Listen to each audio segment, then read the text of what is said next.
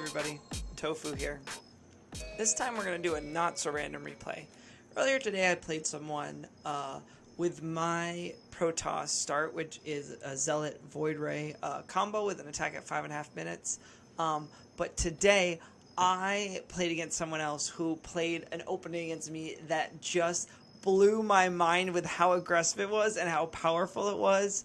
And so I had to try it on my own after I watched the replay, and this is my take on it, so I hope you enjoy it. Let's see.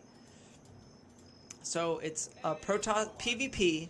I tried it out against Zerg, and had mixed results. Terran, I don't really know yet if Terran works for it. As you can see, still horrified by the cannon rush. So whenever I play Protoss, I'm really careful about that. It's just there's nothing that ruins my day more than getting cannon rush. So gateway, 1 gas. You're only going to need 1 gas for this build. You're going to build a cybernetics core. Now the next thing you need to do, make sure you build pylons, monitor your supply. You're building 4 gateways, so you'll have 4 altogether. So I'm sorry, you're building 3. You want to have 4 total gateways, and then a Twilight Council, okay? I think you can throw a Forge in there and get +1 too. I did that one of these times.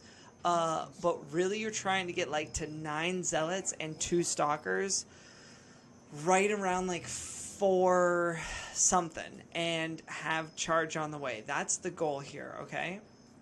So, of course, this Protoss really played into this because he expanded, which is also have to obviously call into question no scout at all, so he has no idea what I'm doing. Granted, I don't scout either typically as Protoss, especially when I'm doing a build where I plan to come to you early.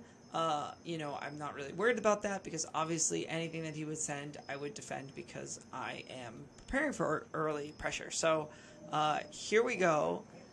Let's do it. So here I built a Forge a little late. I did play a game where I built it earlier, but this is pretty much what it is. It is 434, and this force of 8 Zealots with charge, there's the 9th, and 2 Stalkers is going to knock on the door. And even if your opponent plays 1 base, I played one where they played air, this force is really substantial and not easy to handle, especially with charge. That's one thing I'll say, is if you're building it, and none of us are perfect, this was probably the best game in terms of build order and my efficiency. Don't forget charge. That's the one. Now, just a heads up, charge takes, I believe, 100 seconds. My Forge isn't done, but I believe that it's 129 seconds for +1 upgrades. So if you are going to do, you want to get +1 and charge, which again, I did pull off one time.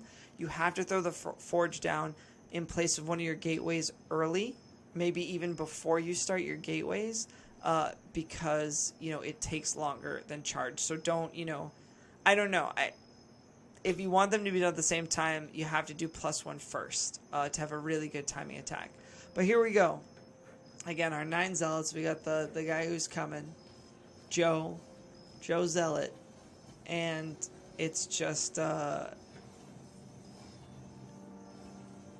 you know, for the expansion, it's clearly too much. But again, even in a situation where they go on 1 base.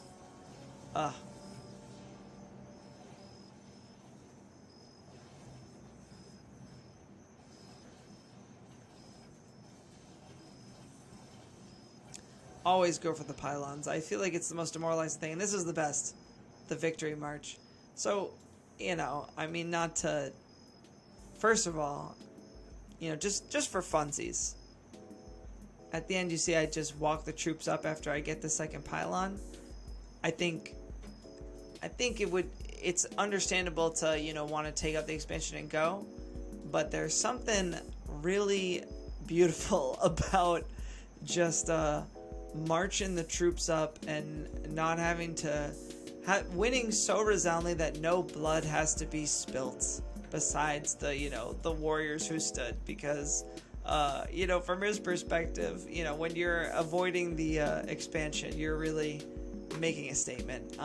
But that is a build. I'll put the build order in the subject line. Now, it doesn't always work out this well, obviously, but it's a fun build.